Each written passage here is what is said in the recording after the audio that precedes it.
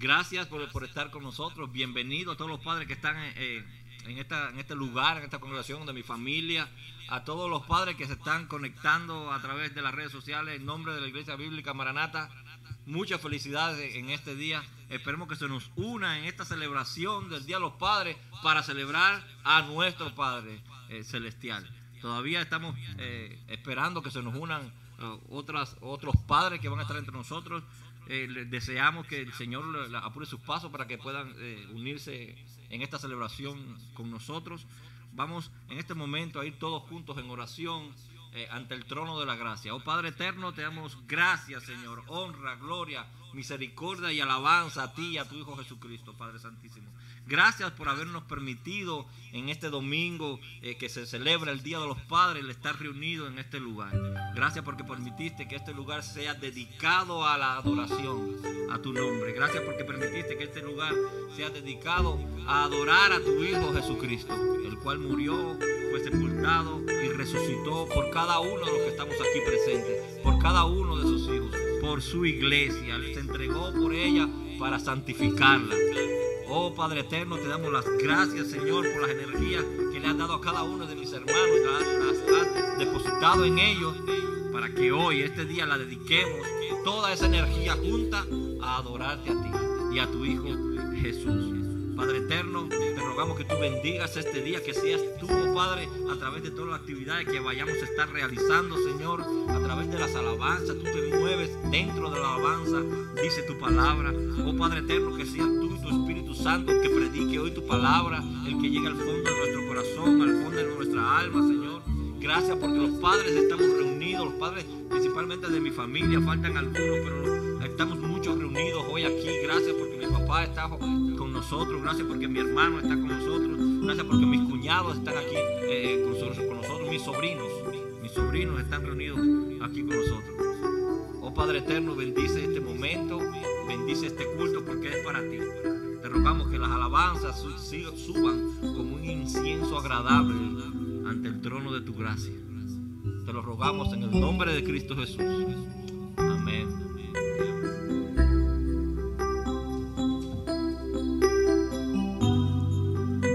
La luna entristeció, el sol se apagó, cayó el Salvador del mundo. Su cuerpo en la cruz, su sangre derramó, el peso del pecado sobre él.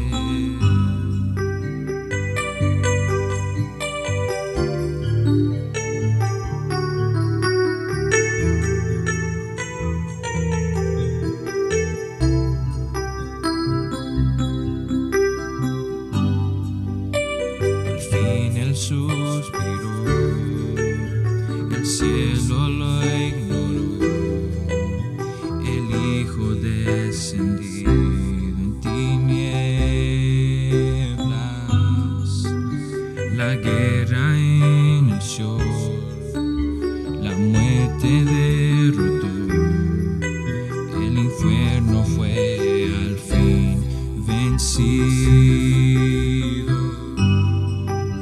La tierra retumbó, la piedra él quitó, su amor perfecto siempre vencerá.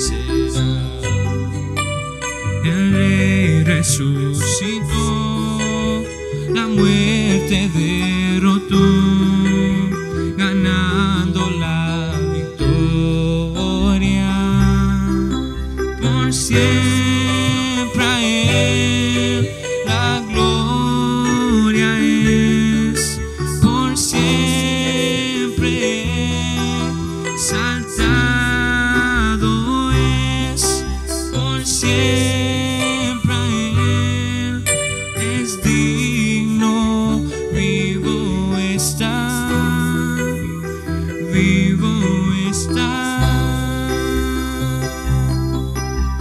Siempre a Él la gloria es por siempre exaltado es, por siempre es digno, vivo está, vivo está.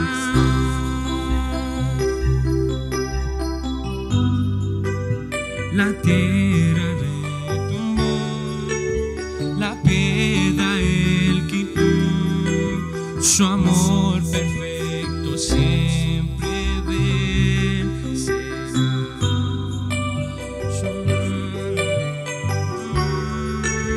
La muerte derrotó, ganando la victoria. Por siempre a él la gloria es, por siempre exaltado es, por siempre a él es digno, vivo está, vivo está. Por siempre a él la gloria es, por siempre exaltado es, por siempre es digno, vivo está, vivo está.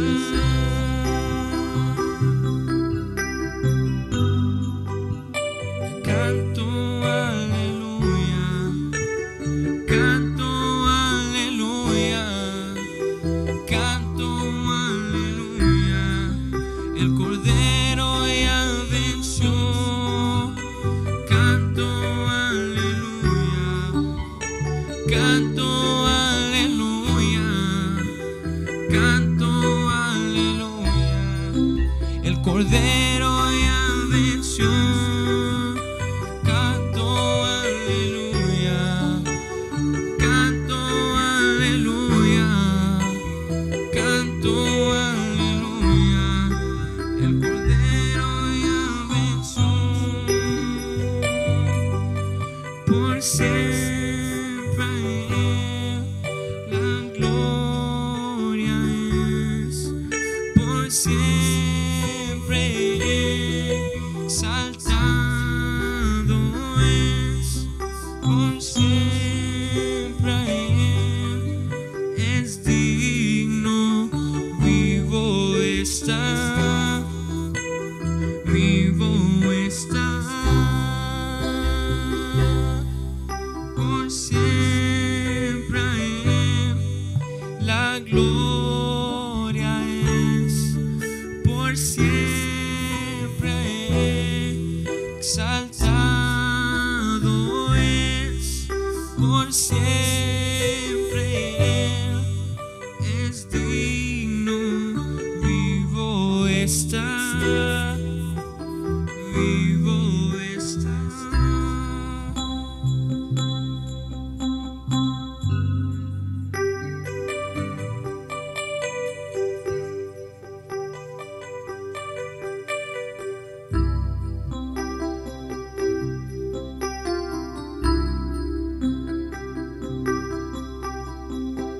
Padre del cielo, te adoramos, alzamos hoy tu nombre en alto, que tu reino se establezca en alabanza, que tu pueblo te declare tu poder. Padre del cielo, te adoramos, alzamos hoy tu nombre en alto, que tu reino se establezca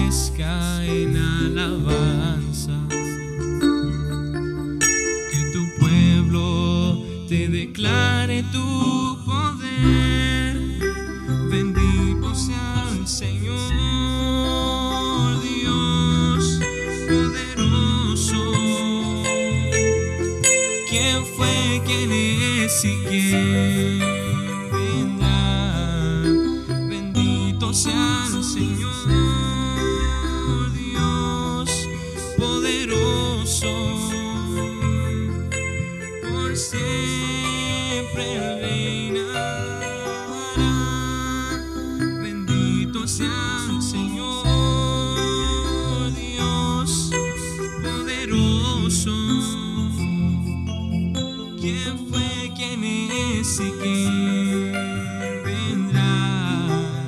Bendito sea el Señor, Dios poderoso, por siempre reinará.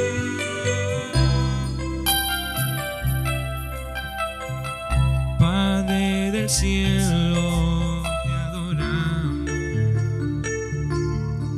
alzamos hoy tu nombre en alto, que tu reino se establezca en alabanza, que tu pueblo te declare tu poder. Padre del cielo, te adoramos, alzamos hoy tu nombre en alto, que tu reino se establezca en alabanza, que tu pueblo te declare tu poder. Bendito sea el Señor, Dios poderoso. ¿Quién fue, quién es y quién vendrá? Bendito sea el Señor, Dios poderoso, por siempre reinará. Bendito sea el Señor, Dios poderoso. ¿Quién fue, quién es y quién vendrá? Bendito sea el Señor, Dios poderoso, por siempre reinará, por siempre reinará, por siempre reinará, por siempre reinará.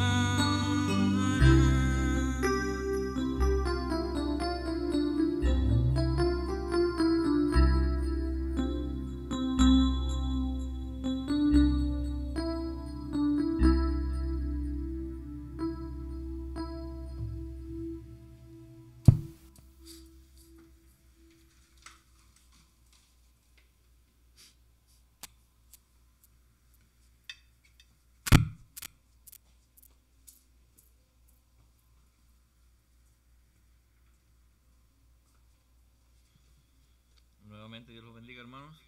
No quiero dejar pasar otra vez la oportunidad para felicitar nuevamente a todos los padres que están hoy con nosotros, principalmente a mi papá, que es primera vez que está reunido aquí con nosotros. Dios te bendiga, papi, muchas felicidades en el día de hoy. Espero que estés confortable con nosotros, que sea un día agradable, en que estemos todos compartiendo. También a mi hermano, a mi sobrino, que están todos, pero yo los veo con más frecuencia. Felicidades también a los padres que están conectados con nosotros. Y no quiero mencionar nombres porque hay tanta familia, tantos amigos que tenemos a través de las redes sociales que se conectan con nosotros, que no quiero que se me olvide ninguno. Pero de todas maneras voy a decir alguna. Nelson, Dios te bendiga. Felicidades por el Día de los Padres. Allá Henry, que en ocasiones también se conecta con nosotros. Estaba medio enfermito, esperamos que te recupere en este Día de los Padres. Dios te bendiga a mucho y estés junto con tu familia recuperándote. Y nosotros, hermanos, tenemos que alegrarnos. Los que estamos aquí, tenemos que alegrarnos. Porque hemos estado cantándole nosotros alabanza al Rey de Reyes y Señor de nosotros y Señor de Señores, que es nuestro Padre. Hemos estado, este culto, todo lo que hemos estado haciendo es para alabarlo y felicitarlo a Él, ¿verdad? Porque Él es nuestro Padre. Pero también, hermanos, alégrense porque Él le ha placido en el día de hoy mandarnos una carta, un mensaje del Padre Todopoderoso para su iglesia, para sus hijos, que somos todos nosotros, los que estamos reunidos aquí, los que han depositado su fe en Cristo como su Señor y Salvador. Es una carta dirigida para nosotros, para su iglesia. Y esa carta es el Apocalipsis. Yo sé que tuvimos como 4 mensajes para solamente ver el autor de esta carta, quién la escribió, quién la dictó y los destinatarios de la carta. 4 mensajes. Del Dios Todopoderoso a su iglesia. De nuestro Padre Celestial a nuestra iglesia. Y ha querido, en la providencia divina, Él ha querido de que hoy, el Día de los Padres, comencemos a leer el contenido esencial ya de la carta. Hoy comenzamos el estudio del contenido esencial de esa carta que Él nos ha enviado. Y nos sentimos así como cuando estamos esperando una noticia muy importante y esa noticia viene por correo. Y como suele suceder, alguien agarra la carta primero que nosotros, nuestra esposa a veces, o sus esposos, y comienza a leer la carta. Y usted va y ya la está leyendo. Y esta persona está leyendo la carta frente a usted y usted está ansiosa porque quiere saber qué dice allí aquella carta. Puede ser una carta para la aceptación para una universidad. Puede ser la del desempleo, que muchas personas están esperando noticias del desempleo. Puede ser también de su empleado. Los empleadores ahora están mandando cartas, algunos para decirle que retornen a los trabajos, otros para despedirlos. Y están ansiosos. ¿Qué dirá la carta? Y usted está mirando a la persona leyendo la carta frente a usted, y aquella persona la mira y usted ve que asienta. No lee, pero él asienta con la cabeza. Y tú dices, ay. Pero de momento dice, pero sin hablar, y usted está ansioso y camina y se siente, y usted va al lado de él y todavía se siente, le está mirando, pero aquella persona no habla. Entonces dice, oye, pero ¿qué dice la carta? Bueno, en el día de hoy nosotros vamos a dar comienzo ya al estudio del capítulo 2 y capítulo 3 de Apocalipsis, que es un mensaje dirigido especialmente a la iglesia. Allí vamos a encontrar 7 mensajes a 7 iglesias. Las 7 iglesias que ya habíamos visto en el capítulo número 1 de Apocalipsis: a Éfeso, a Esmirna, a Pérgamo, a Tiatira, a Sardia, a Filadelfia y a la Odisea. Es una miniserie dentro de la gran serie de Apocalipsis que le hemos titulado Consuelo en el Apocalipsis. Esta miniserie la vamos a llamar una radiografía a la iglesia. Es una carta, o son varios mensajes que contienen el saludo del autor y después una radiografía a la iglesia. Luego de la radiografía, por supuesto, nos da el diagnóstico, el resultado de dicha radiografía. Y también la medicina, la cura, si encuentra alguna enfermedad allí en la radiografía, ¿verdad? Es como los médicos cuando hacen el chequeo físico y después se acercan a evaluar los resultados. Y se sientan y dicen, ¿el corazón? Muy bien. Allí el colesterol, los resultados del colesterol demuestran que está bien, los niveles son normales. El hígado, wow, el hígado se ve muy bien, buen trabajo. Los riñones, muy bien, perfecto. Y de momento, pero veo como allí una manchita en el pulmón izquierdo. Y lo primero que hacen los médicos es darte las recomendaciones. Primero, si en el pulmón dice, deja de fumar, lo que tienes que hacer. Segundo, te mandan las medicinas y te dan el tratamiento correspondiente, lo que va allí. Y te dan advertencias, por supuesto. Si no sigues el tratamiento que te estoy dando, te vas a morir. Pero también te dicen, si lo sigues vas a tener una vida larga y muy fructífera. Bueno, es algo así lo que veremos en los capítulos 2 y 3. El gran médico por excelencia hace una radiografía a su iglesia. Y comienza a escribirle primero a la iglesia de Éfeso. Si me pueden acompañar en el libro de Apocalipsis, capítulo 2, desde los versículos 1 al 7. Apocalipsis, capítulo 2, versículos 1 al 7.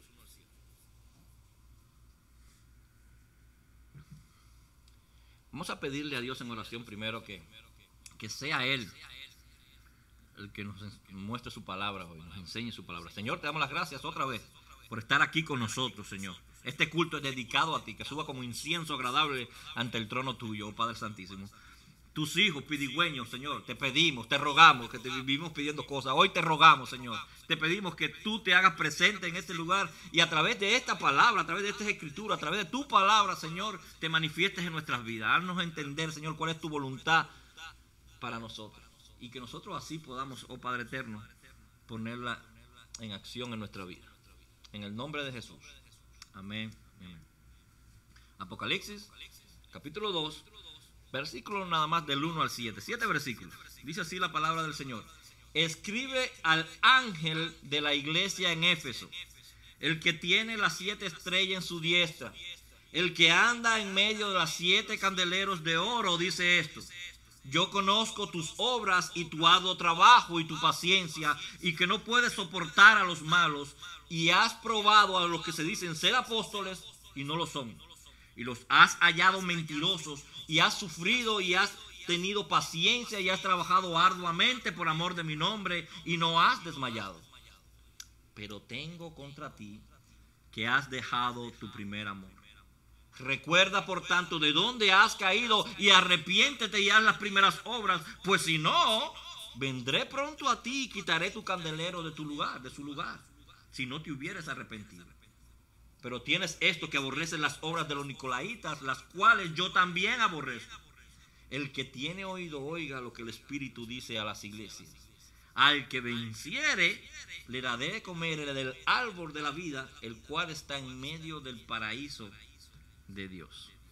El primer mensaje es a la iglesia de Éfeso.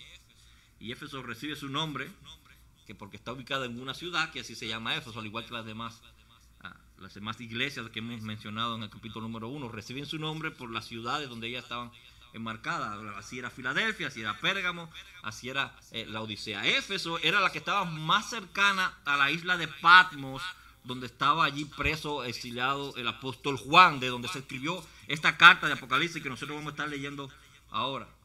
Cuando usted pueda, si puede, no ahora, busca en el mapa la Asia menor de allá en aquella época, y podemos darnos cuenta que en la providencia divina estas ciudades están ubicadas una después de la otra en dirección a la manilla del reloj. Está Éfeso, está Esmirna, está Pérgamo, Tiatira, Sardis, Filadelfia y la Odisea. Puede ser que el Señor, su divina providencia, decidió así para que la carta llegara con más rapidez a su destinatario. Recordemos que en aquellos tiempos todavía no se había inventado la imprenta. La imprenta se inventó en el 1440 por un alemán llamado Gutenberg. Por lo tanto, para que esta carta fuera transmitida de iglesia en iglesia, la debieron llevar allí y haber sido copiada a mano por un tiempo y después ser enviada a la otra iglesia, así a la otra y a la otra, o esperar que sea leída, que sea estudiada, porque sea el ángel de la iglesia. Nosotros queremos, ahorita hablamos de eso, que sea el pastor, el líder de la iglesia, la enseña a esta iglesia y después la pasaba a la otra iglesia. Todavía no existía la imprenta. Por lo que yo creo que este orden direccional a favor de las manecillas del reloj lo quiso dejar el Señor así para su mejor y más rápida distribución de la carta a las diferentes iglesias. De todas maneras, hay otros intérpretes de la Biblia que piensan que cada uno de estos mensajes representan el estado de la iglesia, la condición de la iglesia en diferentes épocas del tiempo desde que la iglesia fue fundada. Por ejemplo, lo que vamos a estar viendo hoy en la iglesia de Éfeso, ellos dicen que fue para la iglesia de aquella época. Y después a la otra iglesia que viene, otra época, y así a pasar del tiempo hasta que llegamos a nuestra época, que según ellos estamos viviendo en la época de la condición de la iglesia de Filadelfia, que es la iglesia fiel.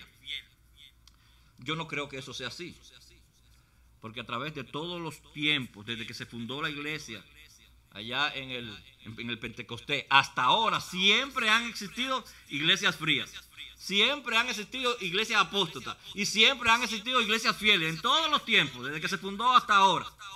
Por lo que este mensaje, esta carta de Éfeso, nos compete a nosotros también. Esta carta también es para ti y para mí en el día de hoy.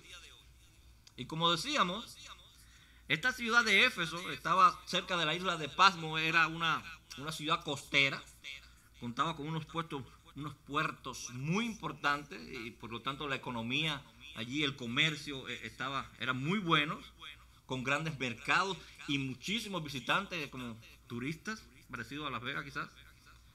Eran grandes conocedores de las letras porque tenían en su ciudad una de las bibliotecas más grandes de esa época. Si puede buscar luego en YouTube. Allí hay varios videos que se han subido con unos documentales arqueológicos sobre los restos de aquella ciudad de Éfeso y nos muestran cada una de estas cosas. Cuentan los escritores de aquella época, que lo dejaron en sus libros, en sus documentos, que también Éfeso era el epicentro de adoración a la diosa Diana. También se le llama Artemisa, la diosa de la fertilidad. Que tanto era así que le construyeron un templo que fue una de las 7 maravillas del mundo antiguo. Tenía 127 columnas, ese templo, para que se pueda imaginar, en aquel tiempo, 127 columnas, cada una de 18 metros hacia arriba. Era inmenso, en medio de la ciudad, y en medio del templo estaba la estatua de esta diosa Diana. Y como era la diosa de la fertilidad, alrededor del templo habían algunos templecillos más pequeños con sacerdotisas sexuales. Así se le llamaba en esa época a los burdeles con las prostitutas. Muchas prostitutas que eran sacerdotisas sexuales, según la adoración que le hacían en el templo a Diana. La adoración era a través de ellas, a través de las sacerdotisas sexuales. Eran realmente prostitutas. Un filósofo de aquella época llamado Heráclito, él escribió que no se podía vivir en Éfeso sin llorar su inmoralidad. A ese lugar, hermanos, a ese lugar, 40 años antes a que se escribiera esta carta que estamos analizando hoy, Apocalipsis, 40 años antes llegó el apóstol Pablo, predicando el evangelio de nuestro Señor Jesucristo. Y por supuesto, él comienza allí rápidamente a tener problemas con la inmoralidad de aquellos hombres adoradores de Diana y con los vendedores ¿saben lo que es? Souvenirs. Casi en todas las ciudades eso se ha convertido en un comercio muy próspero y muy bueno. Las ciudades que tú vas siempre se están vendiendo pinturas y objetos que representan la ciudad donde tú visitas. En Las Vegas siempre hay pinturas, objetos de los casinos. Si vas a Nueva York, pintura y objetos de la Estatua de la Libertad. Si vas a San Diego, pintura y objetos de Seaworld, la ballena y todo eso. Si a París, la Torre Eiffel. Bueno, estas personas en Éfeso eran objetos de adoración a la diosa Diana, y Pablo llegó allí a predicar el evangelio y comenzaron inmediatamente a tener choques. Si me puede acompañar al libro de los Hechos, capítulo 19, a partir del versículo 23.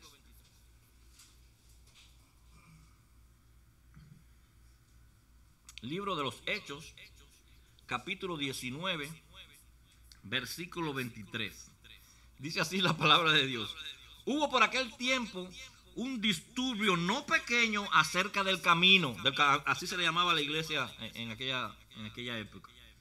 Porque un platero llamado Demetrio, que hacía de plata templecillos de Diana, daba no poca ganancia a los artífices, a los cuales, reunidos con los obreros del mismo oficio, dijo: varones, ¿sabéis que de este oficio obtenemos nuestras riquezas?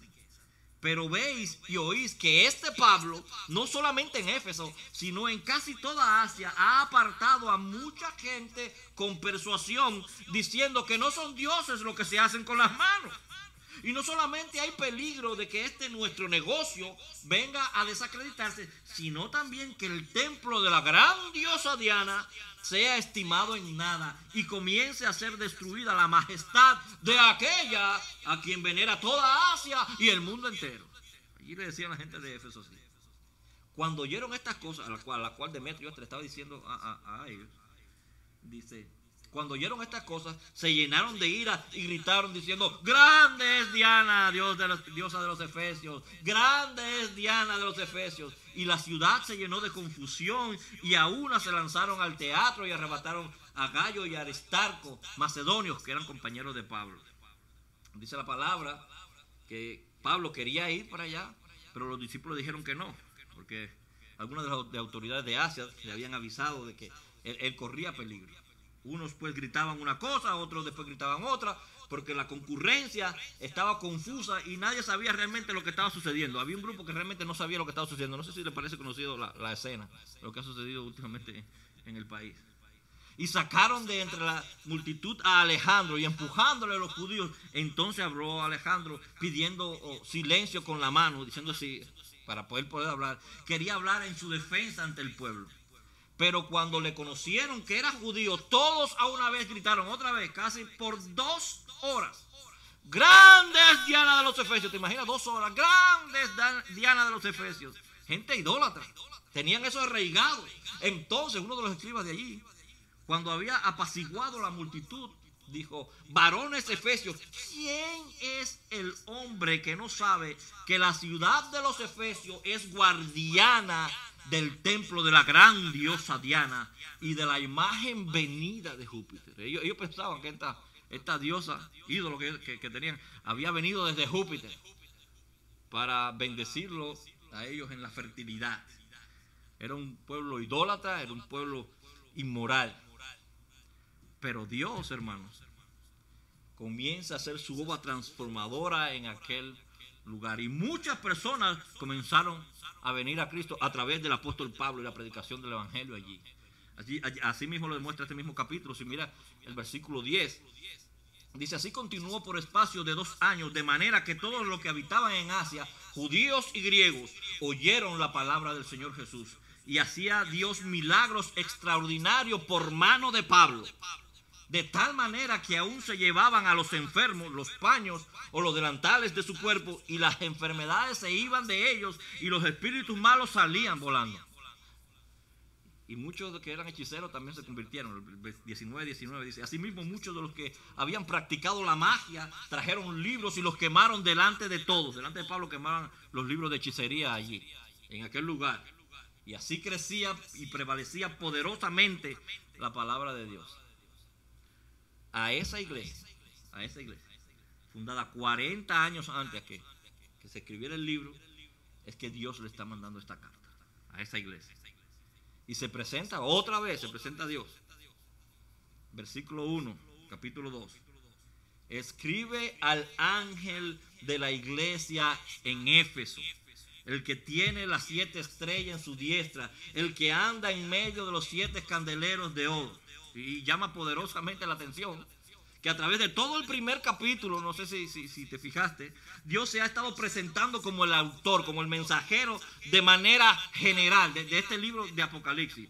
Y aquí, comenzando en el segundo capítulo, pasa de lo general a lo particular. Ya él comienza a presentarse personalmente a una iglesia específica, pero usa la misma presentación que usó en el capítulo 1, identificándose. Yo soy Dios de manera general, pero ahora voy específico a ti, específico a la iglesia.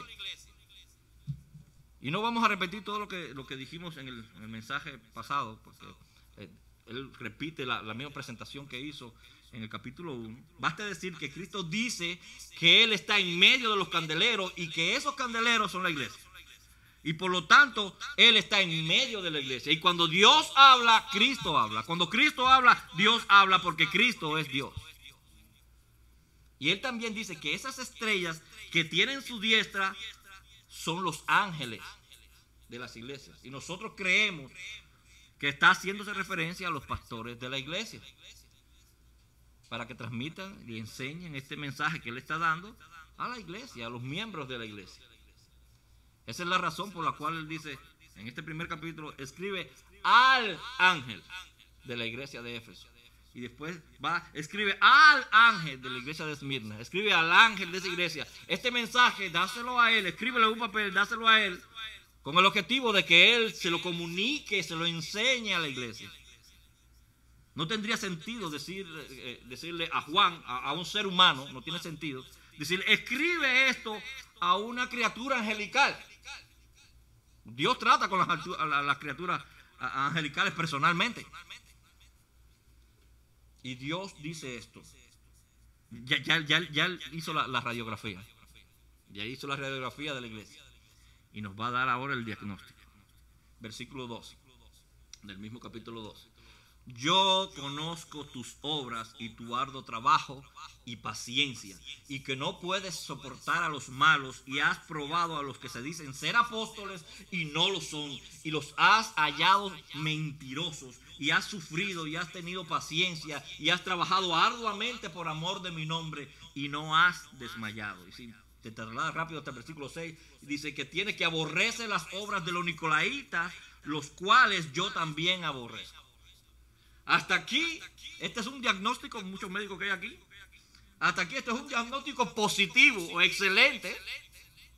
Esta era una iglesia, hermanos, fundada de 40 años por el apóstol Pablo, el mismo apóstol Pablo, el cual permaneció allí por casi 3 años, la mayor cantidad de tiempo que él estuvo en un lugar en su labor misionera, estuvo allí.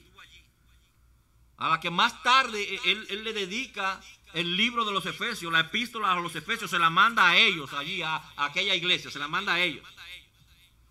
Unos años más tarde le envía como pastor a aquella iglesia a uno de sus colaboradores más fieles, a Timoteo. Timoteo era el pastor de esa iglesia. Más tarde él lo mandó. Y le dedica a Timoteo, estando allí 2 cartas, primera de Timoteo y segunda de Timoteo. Pero no solo esto, sino que fue en Éfeso donde se radicó el apóstol Juan. Cuando él fue arrestado por los romanos, él vivía en Éfeso. Y cuando le dieron la libertad de la isla de Pasmo, él regresó para Éfeso y él murió allí. Y se cree que allí también estuvo María, la madre de Jesús. Él la llevó con ella y allí pasó sus últimos días. Se cree eso también. Y desde Éfeso, Juan, el apóstol Juan, es que escribe la epístola, el evangelio de Juan, que nosotros estudiamos ya hace unos meses. Y seguramente allí le enseñó y allí la compartió, el evangelio de Juan. Y él escribió también primera, segunda y tercera de Juan, que estoy seguro que también la leyó allí. 7 epístolas dedicadas allí en aquella iglesia que ellos estuvieron leyendo y estuvieron estudiando, seguramente todos los hermanos que estaban allí. Pablo menciona al apóstol Juan como una de las 3 columnas de la iglesia, en Gálatas capítulo 2, versículo 9. Seguro, con esta relación que tenían tan cercana con Pablo, también estuvieron leyendo las otras 13 cartas que Pablo escribió y dedicó a otras iglesias. Esta iglesia estaba fundamentada en la verdad, enraizada en la misma palabra de Dios. Y Dios le dice, Cristo le dice, yo conozco tus obras. Esta carta está escrita a la iglesia, nosotros conocemos, pero nosotros somos la iglesia, ¿cierto? Nosotros somos miembros de la iglesia, por lo que Jesucristo nos está hablando también a nosotros, a ti, a mí, y te está diciendo, yo conozco tus obras. Hey, yo conozco tu arduo trabajo, dice, conozco tu paciencia, la tuya, yo la conozco. No soy indiferente a lo que estás haciendo, yo no soy indiferente a tu trabajo, no soy indiferente a tu situación, no soy indiferente a las cosas que están pasando, yo sé lo que necesitas, yo conozco, yo sé, yo miro. Yo sé que necesitas trabajo, sé que necesitas economía, que estoy pendiente a tu salud, yo estoy pendiente de todo eso. Y él dice, yo conozco tus obras, tu arduo trabajo y tu paciencia, y que no puedes soportar a los malos, y has probado a los que se dicen ser apóstoles y no lo son, y los has hallado mentirosos. De manera general, tú combates a la falsa doctrina, denunciaste a los falsos maestros, comparte mi evangelio, mi palabra, me sirves con los dones que yo te he dado, estás en la iglesia el primer día de la semana y también los miércoles, adorándome, ayudando a tus hermanos a crecer, a edificar la iglesia, orando en todo tiempo. Y podríamos decir que prácticamente nos está haciendo una invitación, como le dijo al siervo allá en la parábola de los talentos. ¿Recuerdan cómo él le dijo al siervo bueno? Ven bien, siervo bueno y fiel, en lo poco has sido fiel, en lo mucho te pondré. Ven, entra en el gozo de tu Señor. Y dice el autor del libro de los Hebreos que una de las razones por las que nosotros como iglesia nos reunimos es para estimularnos al amor y a las buenas obras, en Hebreos 10, 24. Y nos consideremos unos a otros para estimularnos al amor y a las buenas obras. Esa es una de las fuertes razones por la cual tú y yo nos reunimos, para darnos ánimo unos a otros, para decirnos, hey, el Señor sabe, el Señor conoce la situación, Él está pendiente, para darnos ánimo y darnos esa palmadita en el hombro. Esfuérzate y sé valiente, no temas ni desmayes, el Señor tuyo está contigo donde quiera que tú vayas, como le dijo a Josué. Así también nos está diciendo a ti y a mí. Y también Cristo nos dice en el versículo 6 que aborrece las obras de los nicolaitas, las cuales él también aborrece. No se conoce con certeza, con toda seguridad, de dónde surgió esta corriente de enseñanza. Algunos creen que los nicolaitas son los seguidores de aquel Nicolás que aparece en el capítulo 2 de los Hechos, uno de los diáconos que se ordenaron allí y que después él apostató y comenzó a practicar cosas indebidas. Bueno, sea así o no, lo cierto es que los nicolaitas, ellos sí eran gnósticos. Ellos enseñaban que lo que haces con el cuerpo, lo que haces en el cuerpo, no afecta para nada lo de adentro, no afecta para nada el alma. Eso sí enseñaban, eso sí conocemos, que esa era su doctrina. Que nuestros espíritus estaban presos dentro del cuerpo y que no afectaba lo de afuera. Tú a través de las escrituras, ellos decían o dicen que en las escrituras existe un conocimiento que cuando tú alcanzas ese conocimiento liberará al espíritu, al alma del cuerpo, entonces ya ésta se unirá a Dios. Por lo tanto, lo que tú haces por fuera en el cuerpo no afecta en nada al espíritu. Y de ahí la palabra gnóstico, del conocimiento. A través del conocimiento tú puedes liberarte de esta prisión que ellos dicen que es el cuerpo. Por eso, por supuesto, si lo que tú haces por fuera no afecta a lo de adentro, ellos visitaban mucho a las sacerdotisas sexuales de Diana. Vivían metidos allí. Eran unos depravados sexuales. Y hermanos, esos pensamientos gnósticos nos ha afectado hasta nuestra fecha. Esa manera de pensar de lo que no pasa nada. De que lo que yo hago realmente no cuesta nada. Nuestra cultura ve lo que Dios no tolera como tolerable. Se han creado un Dios de su propia imaginación para ponerlo en correspondencia a lo que ellos creen y lo que ellos practican. No sé si todos saben, pero esta semana se ha estado anunciando la gran victoria que tuvo el movimiento LGBTQ. Ahora le agregaron lo último. La Corte Suprema de los Estados Unidos determinó que la Ley Federal de Derechos Civiles que protege a los trabajadores, ahora también protege a los homosexuales y a los transgéneros. Esa misma Corte Suprema, hace prácticamente ya un año, prácticamente obligó a las universidades a aceptar allí dentro de sus filas a la diversidad de género, a expensas de que podían cancelarle las licencias para que ellos siguieran operando o sirviendo. Y hace años antes ellos mismos fueron los que aprobaron el matrimonio entre homosexuales, entre gays. Ahora los jueces no pueden oponerse a casarse a dos personas homosexuales, porque lo pueden demandar o lo pueden correr de su trabajo, de su empleo. Nuestra cultura ve correcto y legítimo todo lo que Dios dice que no es correcto y es legítimo. Y Dios en su gran sabiduría ha impedido todo eso que pasaban los homosexuales para llevarlos a ellos al arrepentimiento y lo buscaran a Él.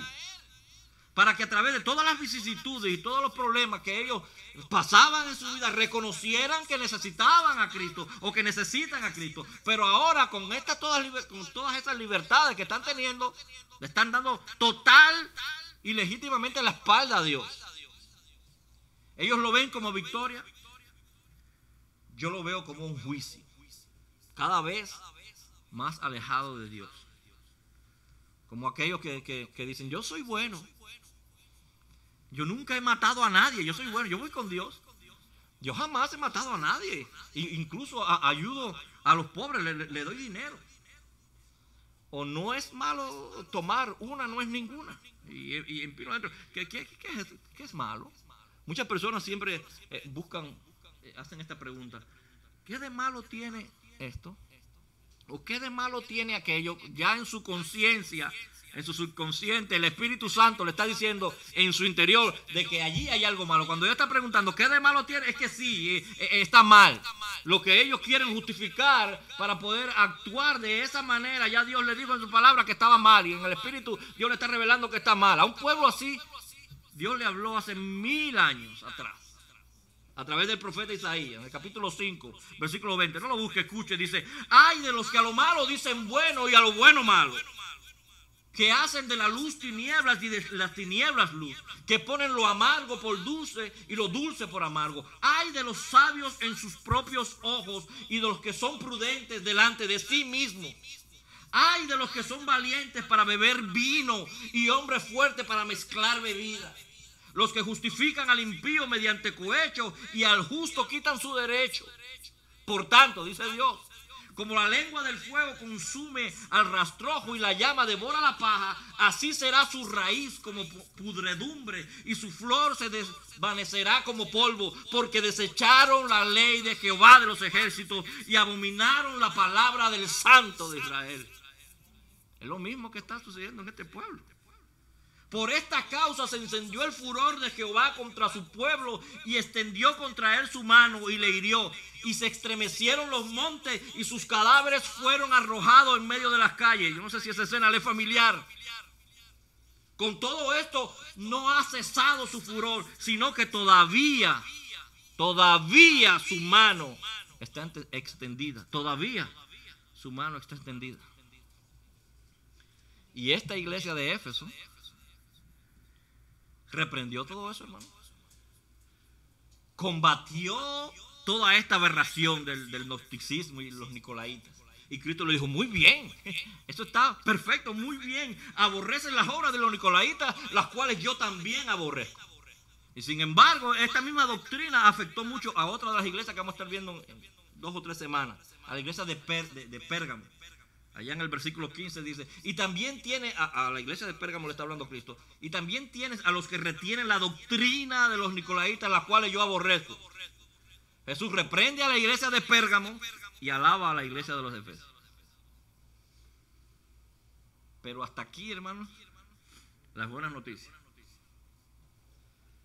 La radiografía de la iglesia, el Todopoderoso, el médico divino, encontró aquella manchita en el pulmón. Encontró la enfermedad en el versículo 4. Pero tengo contra ti que has dejado tu primer amor. Y cuando escuchamos la palabra pero, en cualquier conversación, el pero siempre introduce una conversación incómoda, algo incómodo. Sí, tus obras son buenas, tu arduo trabajo, tu paciencia son remarcables. Tu doctrina dentro de la iglesia es correcta, no puedes soportar a los malos. Las enseñanzas son bíblicas. Has probado a los que se dicen ser apóstoles y no lo son y los has hallado mentirosos. Has sufrido, has tenido paciencia, has trabajado arduamente y no has desmayado. Aborreces a los nicolaitas, los cuales yo también aborrezco. Oras, ayunas, vienes a la iglesia, dices que tú eres cristiano. Pero, has dejado tu primer amor. Y aquí no es una cuestión, hermano, de suma y resta. No es una cuestión de cuántas obras buenas yo tengo menos las obras malas. A ver qué da. No. Una falta como esta Jesús no la puede dejar por pasar. El primer y más grande de los mandamientos, allá en Marcos capítulo 12, versículo 37, dice: amarás al Señor tu Dios con todo tu corazón, con toda tu alma y con toda tu mente. Él dijo: tengo contra ti que has dejado tu primer amor. Como un resumen de las cosas que Jesús vio allí. Y eso, él dice, lo que yo estoy viendo es causa de que has dejado tu primer amor. Como cuando él le habló a Pedro, ¿recuerdan? El problema de Pedro no fue que Pedro era un cobarde, que huyó de los guardias, que lo negó 3 veces. No, ese no era el problema. El problema de Pedro fue la falta de amor. Eso es lo que Jesús le dice cuando él le pregunta 3 veces: Pedro, ¿me amas? Pedro, ¿me amas? Pedro, ¿te agapado? Y él respondía: yo te fileo. Es como decir: Pedro, ¿me amas? Y decía: yo te quiero. Pedro, otra vez: ¿me amas? Yo te quiero. Me agapado y yo te fileo, decía. El problema de Pedro era problema de amor, no era un problema de valentía, no era un problema de la mente, era un problema del corazón. Allí estaba el problema de Pedro. Y es probable que ellos, como Pedro, y hablo de de la iglesia de Éfeso, no estuvieran apercibidos de este gran problema, que nadie se hubiera dado cuenta de que eso estaba sucediendo en la iglesia. Y Jesucristo no le preguntó a Pedro que si lo amaba, porque él no sabía. El problema no era que Jesús no sabía que si Pedro lo amaba o no. Esta es la misma situación que sucedió allá en el Edén con Adán, cuando Dios le habla a Adán y le dice: ¿te comiste del árbol que te dije que no comiera? No era que Dios no sabía que Adán había comido. Claro que él sabía. Jesucristo acaba de decir en este versículo que leímos: yo conozco tus obras. Él conoce, él sabe. La pregunta está dirigida a que ellos reconocieran en qué área habían fallado. ¿En qué fallaste? Ahí estaba dirigida la pregunta. Es posible que esta iglesia de 40 años, estamos refiriendo a la iglesia de Éfeso, con tanta enseñanza bíblica, con tanta pureza doctrinal, se estuviera enfriando. Como dice Mateo capítulo 24, versículo 12, por haberse multiplicado la maldad, el amor de muchos se enfriará.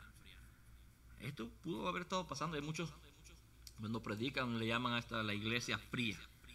Se había enfriado. No sería la primera vez que esto sucedía en el relato bíblico, en toda la historia bíblica. También sucedió en el Antiguo Testamento.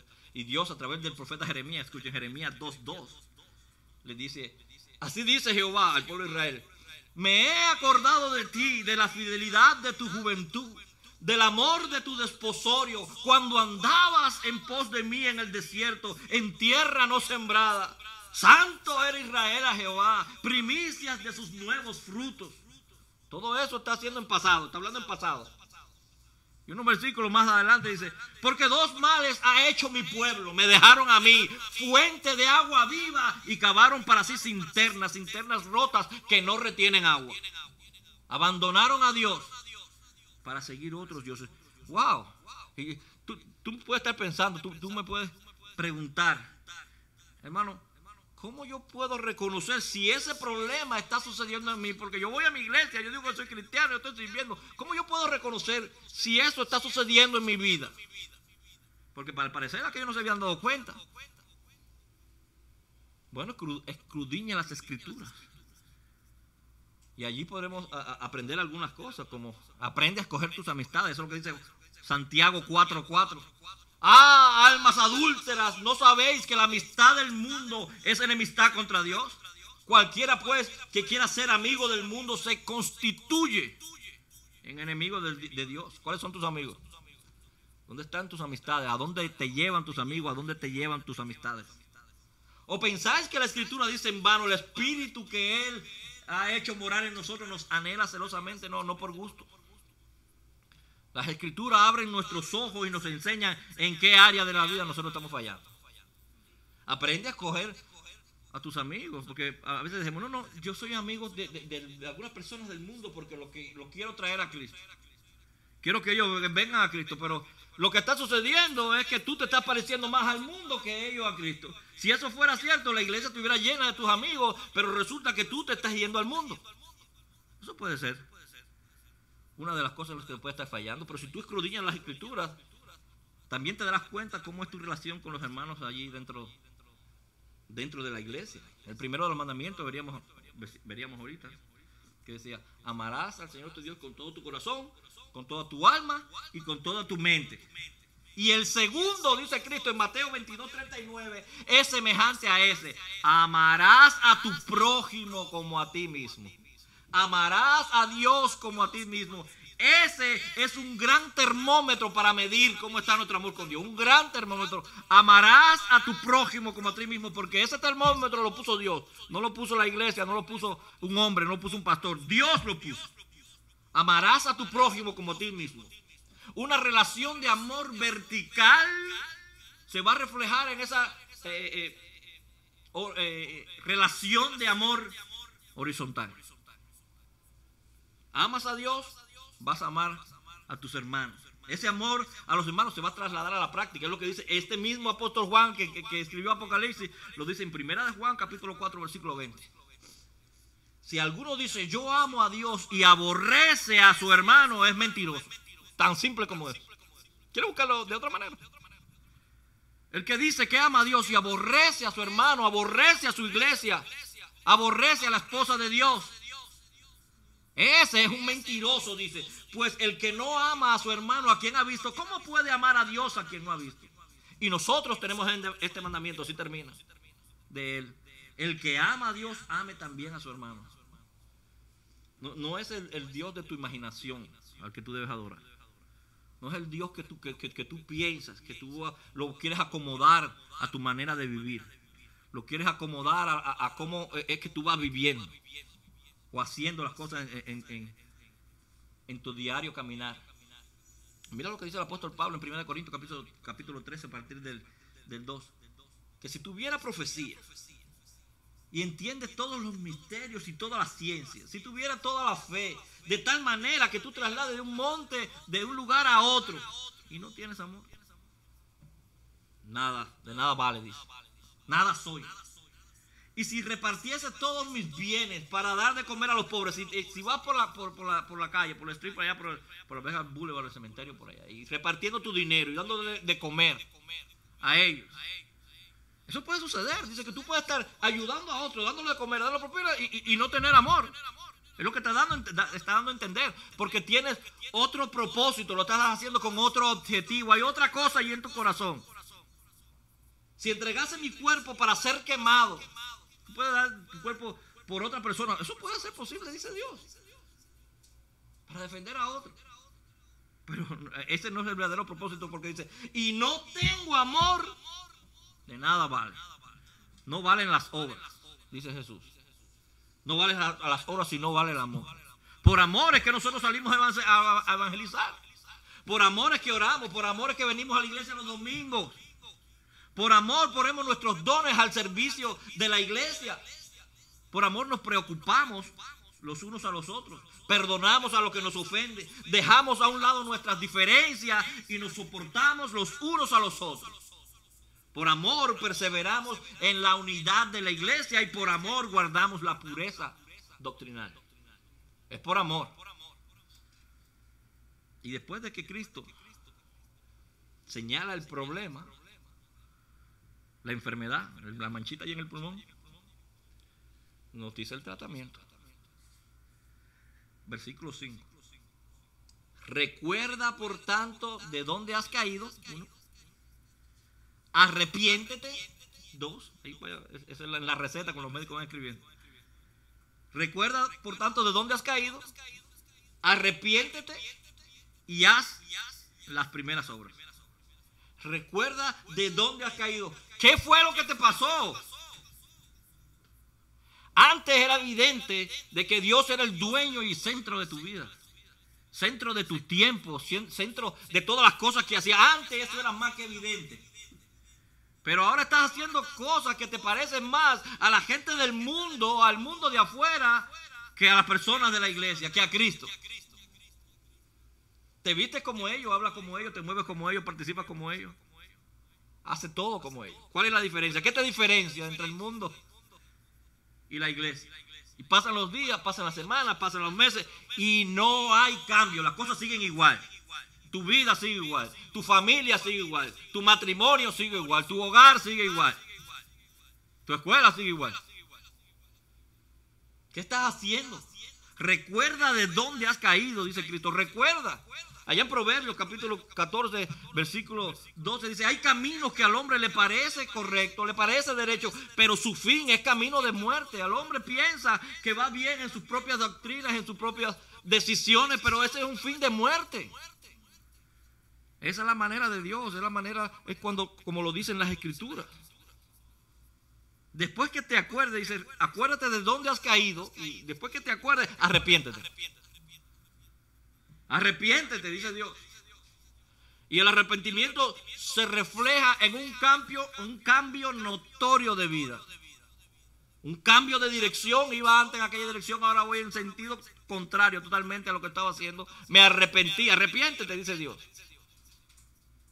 Es un cambio de mente, metaneo.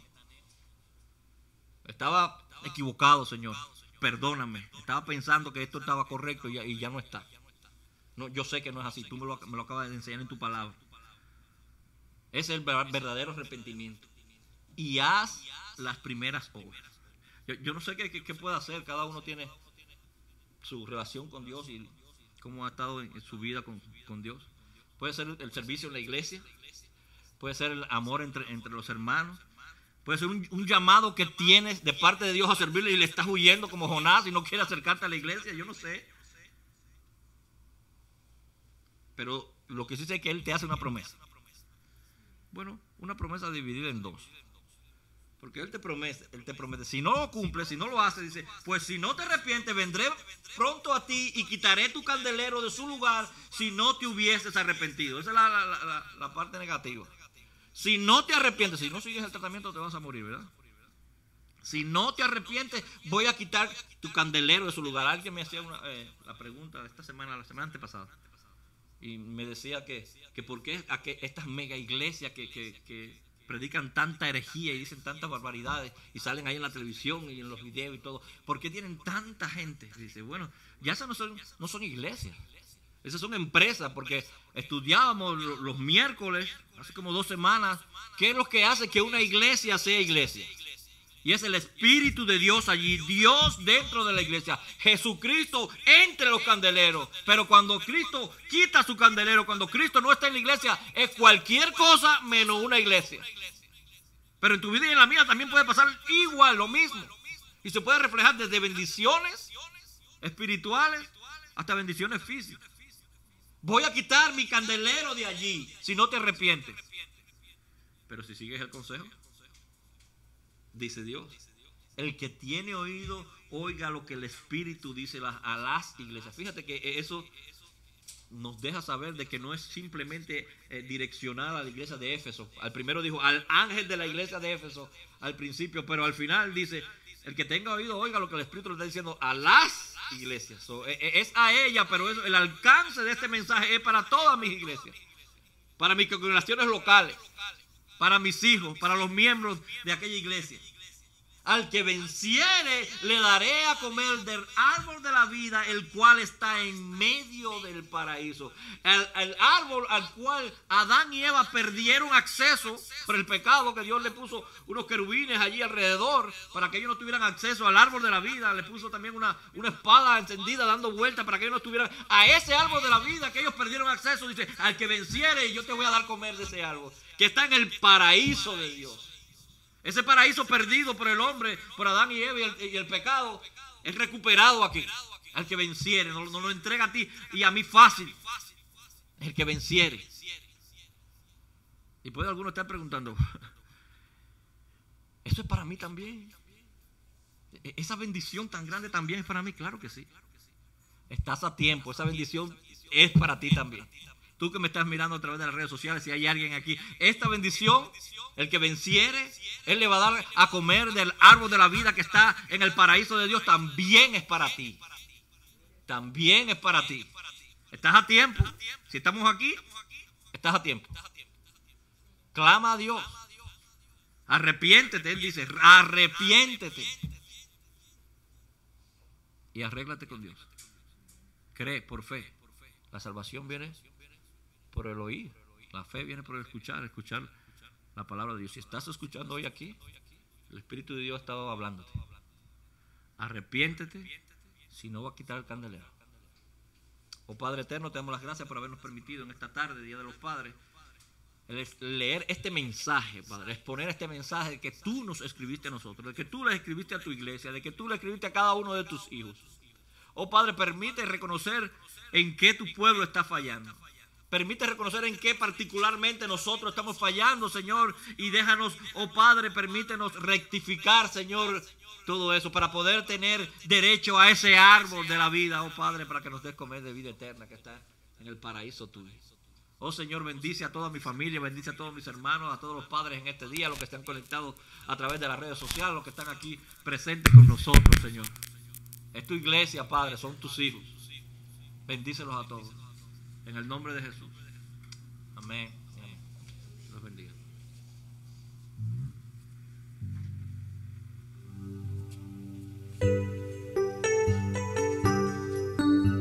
Bendito sea el Señor, Dios poderoso.